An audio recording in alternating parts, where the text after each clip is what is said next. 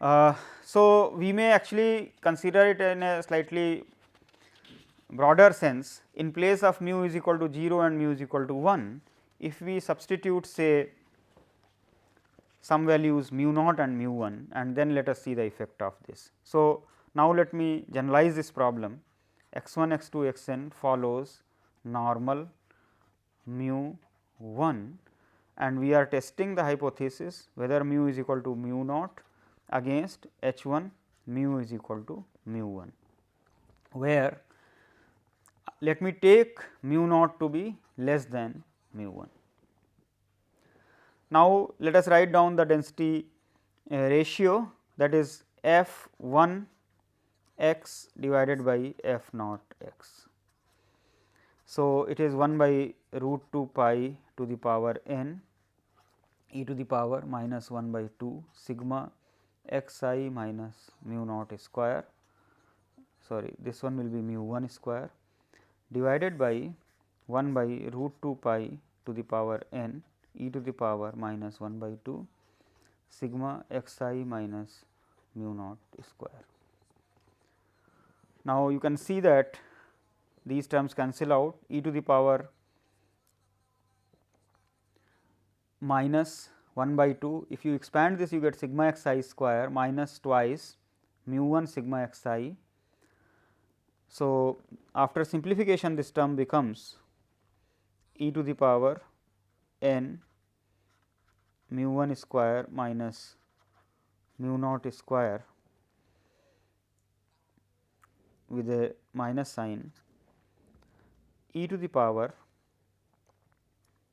mu 1 minus mu naught sigma x I. Remaining terms get cancelled out here. So, now if we look at the most powerful test, this is reject h naught if f 1 x by f naught x is greater than or equal to k. So, if we utilize this here, given mu 1 and mu naught whatever be the values, this is some constant here. So, this region is reducing to e to the power mu 1 minus mu naught into sigma x I greater than or equal to say some k 1. So, if mu 1 is greater than mu naught, then this region is equivalent to x bar greater than or equal to some k 2. Therefore, the test is to once again reject h naught for larger values of x bar. So, if you compare with the previous situation where I had taken mu naught to be 0 and mu 1 is equal to 1, then we were rejecting for larger value of x bar. So, as I mentioned here that the only deciding factor is the value of x bar, and but we wanted to know the scale of x bar, that on what scale we will consider x bar to be large or what should be the small value, that is decided by the probability of the type 1 error. So, in the same way here you are seeing that if mu naught is less than mu 1, the region is actually same, but how much it is same, that will be dependent upon the probability of type 1 error. So, if we write here probability of x bar greater than or equal to k 2 when mu is equal to mu naught, this is equal to alpha, then we observe the distribution here. So, the distribution of x bar here is normal mu 1 by n. So, under h naught x bar follows normal mu naught 1 by n. So, we can do the calculations here by simplification, x bar minus mu naught into root n, that will follow normal 0 1 distribution. So, under h naught this statement can be written to be equivalent to z greater than or equal to some k is equal to alpha. In place of k, let me write here k star, where z is defined to be root n x bar minus mu naught. So, this point k star becomes the upper 100 alpha percent point of the standard normal distribution. This is the point k star. This probability is alpha. Therefore, this k star is actually z alpha point here.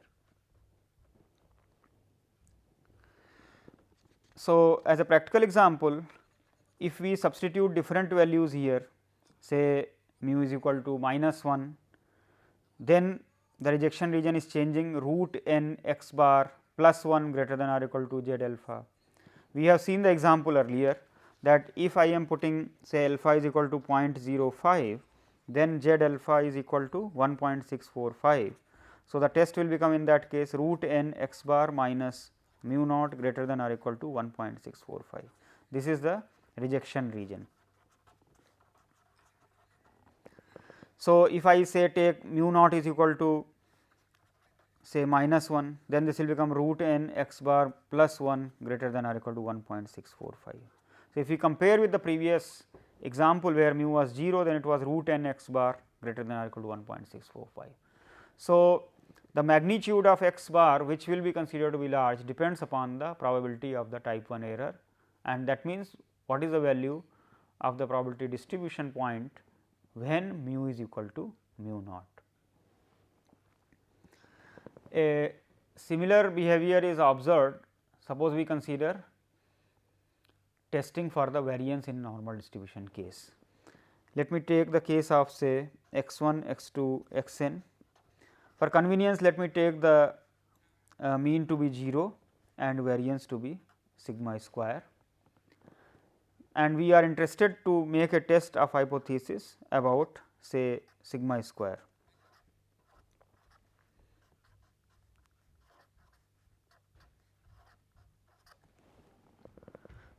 Now, once again let us write down the density function here f x sigma square.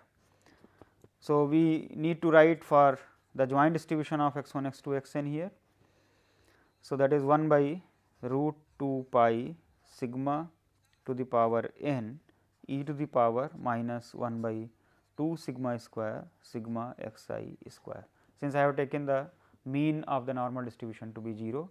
So, the joint distribution of x 1 x 2 x n turns out to be this one. So, we write down this value corresponding to the null and the alternative hypothesis.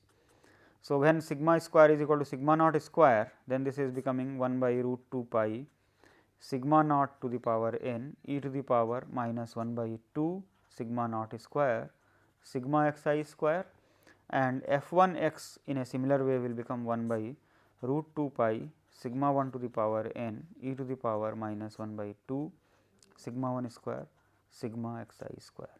So, if you consider the ratio f 1 x by f naught x, that is equal to, so now this will become equal to sigma naught by sigma 1 to the power n e to the power 1 by twice sigma naught square minus 1 by 2 sigma 1 square sigma x I square. So, by Neyman-Pearson lemma, the most powerful test of H naught versus H 1 is reject H naught if f 1 x by f naught x is greater than or equal to k. Once again we notice here that this distribution of x is continuous distribution. So, the distribution of the variables involved here, for example, here sigma x I square is involved, that is also continuous distribution. So, here without loss of generality we can write greater than or equal to, because the probability of the statement being equal to k, that is f 1 by f naught equal to k, that probability will be 0. So, this equality can be included here. So, now if we look at the ratio here, this is greater than or equal to k, then this will reduce to, because sigma naught and sigma 1 are the known constants. So, this condition is gone, and if we take the logarithm, then we get it as this condition is equivalent to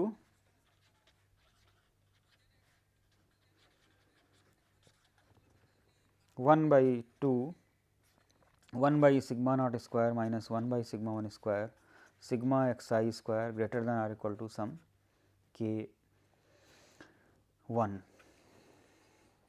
Now, once again the relative position of sigma naught square and sigma 1 square is playing a role here. So, if suppose I take sigma naught square to be less than sigma 1 square, then this will be equivalent to 1 by sigma naught square greater than 1 by sigma 1 square. Therefore, the region will be equivalent to sigma x I square greater than or equal to say k 2, where this k 2 has to be chosen in such a way that sigma x I square greater than or equal to k 2 has a probability equal to alpha when sigma square is equal to sigma naught square. So, the condition becomes sigma x I square greater than or equal to k 2 when sigma square is equal to sigma naught square is equal to alpha. So, in order to find out the value of k 2, we need to look at the distribution of sigma x I square when sigma square is equal to sigma naught square. So, we look at our statement here x 1, x 2, x n they followed normal 0 sigma square, and therefore, if we consider sigma x I square by sigma square, that will follow chi square distribution on n degrees of freedom, because we are considering this to be random sample. So, these are independent and identically distributed random variables. So, under H naught, let me call it W, that is sigma x I square by sigma naught square, that follows chi square distribution on n degrees of freedom. So, we can write down this statement as W greater than or equal to some k star is equal to alpha.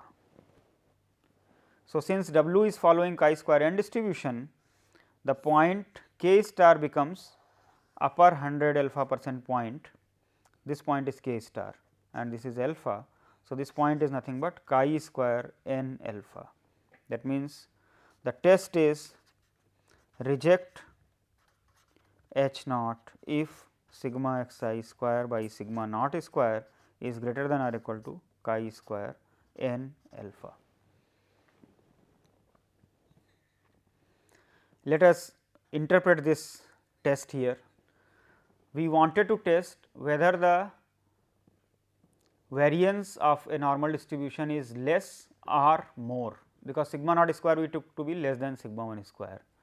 Now, when mean is taken to be 0, sigma x I square by n is a estimator. We have actually calculated the maximum likelihood estimator. So, that is an estimator for sigma square. So, as a layman you will base your decision on the value of sigma x I square by n. That means, for a smaller value of sigma x I square by n we will tend to accept H naught, and for a larger value of this we will tend to accept H 1, that is rejecting H naught. So, now how much value of sigma x I square by n should be considered small or large, that is decided by the probability of the type 1 error. So, if the probability of the type 1 error is alpha, the relative position of sigma x I square is decided by chi square n alpha, and of course, the value sigma naught square also plays a role, because if sigma naught square is much smaller compared to sigma 1 square, then that value will play a role. So, the test here you can see that relative position is dependent upon the value of the parameter in the null hypothesis, and for the power function it is reverse. We are making use of the alternative hypothesis value, that is the power will increase or decrease according to the value of the parameter in the alternative hypothesis here.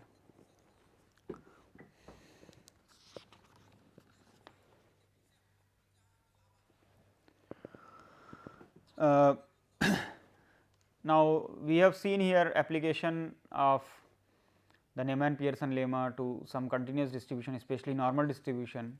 we have seen the application to some discrete distribution such as a binomial distribution. So, this is a very general result, because I can consider any distribution, and if we have a simple versus simple hypothesis.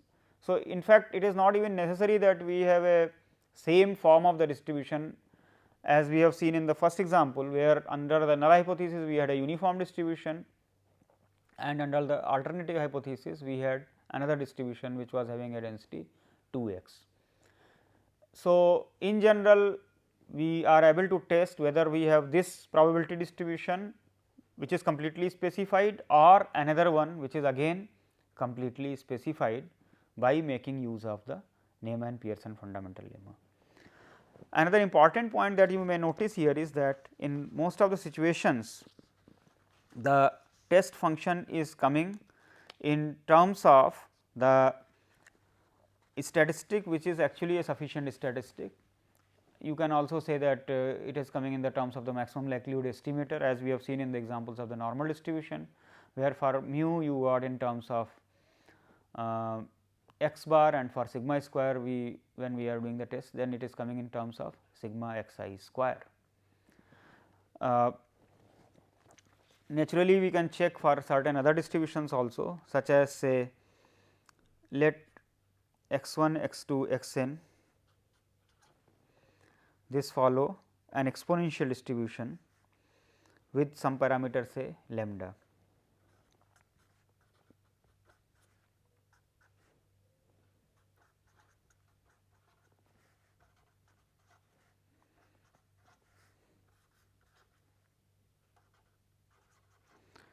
Before I discuss this example, let me take the other case also, where sigma naught square may be greater than sigma 1 square. Then let us see how we are distinguishing. If sigma naught square was greater than sigma 1 square, then 1 by sigma naught square is becoming less than 1 by sigma 1 square. Now, if you see here, this value will become negative. Therefore, if I divide by that value, the region is becoming reverse. So, we are getting the region as,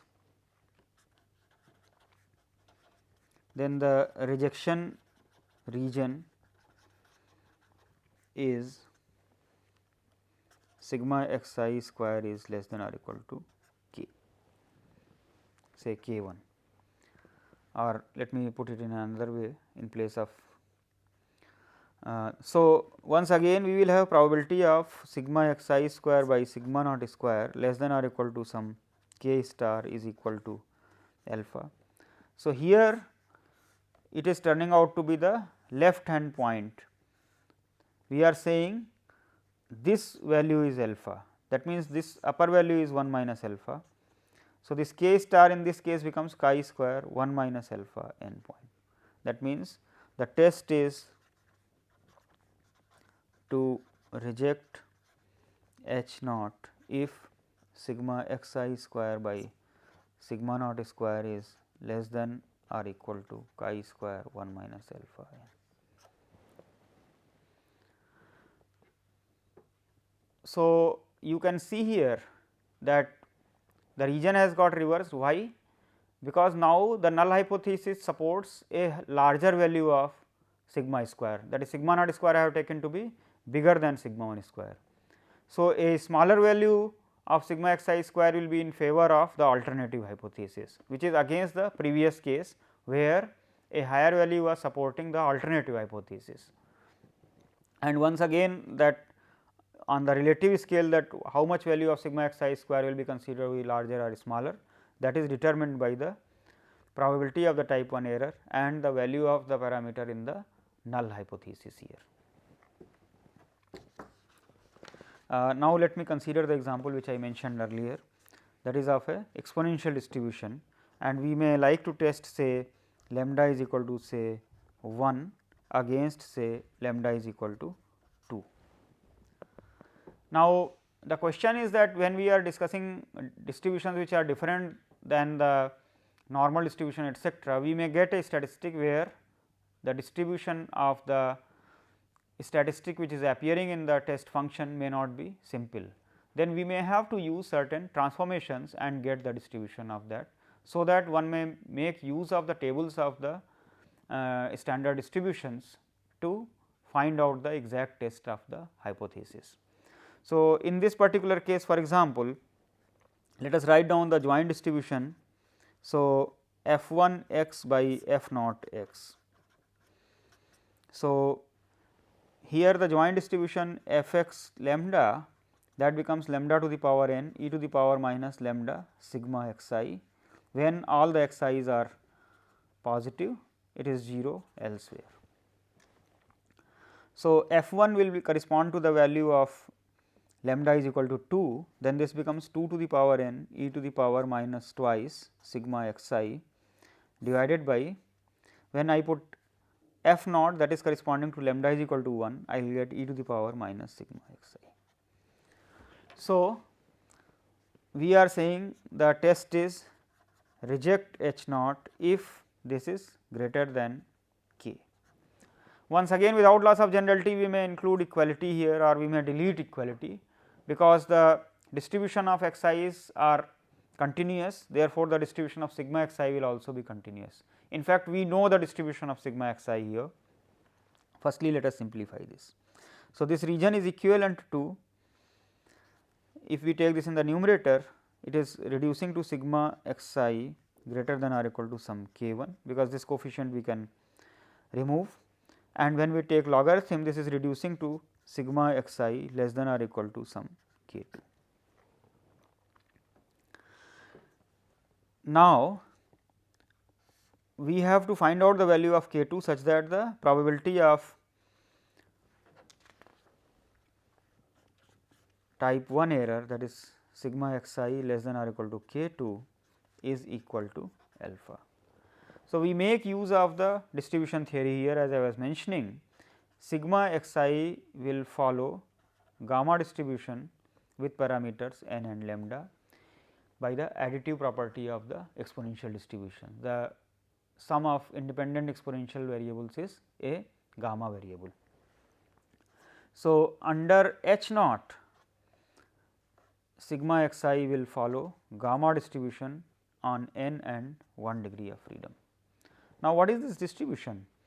If we write down, let me denote it by say y, then the density of y is 1 by gamma n e to the power minus y, y to the power n minus 1. So, if we consider say 2 y is equal to say w, then the distribution of w is equal to 1 by 2 to the power n gamma n e to the power minus w by 2 w to the power n minus 1 for w greater than 0, which is nothing but probability density function of a chi-square distribution on 2 n degrees of freedom. So, now under h naught, we can write this as probability of w less than or equal to some k star, that is equal to alpha. So, this w is having a chi-square distribution on 2 n degrees of freedom. So,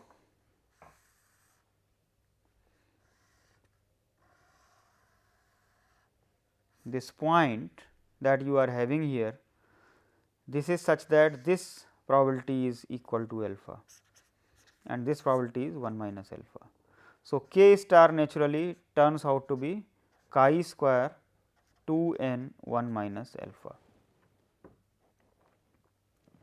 So, the test function then becomes reject h naught if twice sigma x I is less than or equal to chi square 2 n 1 minus alpha. Let us again analyze this statement in a practical sense. Here lambda is the rate of the Poisson process. So, basically the mean was 1 by lambda. So, you want to test whether the mean is less or more. So, in fact, the alternative hypothesis is having a higher value, because mean is 1 reciprocal of that. So, this is actually rate. So, rate is less or more. Now, for the rate, for the average, the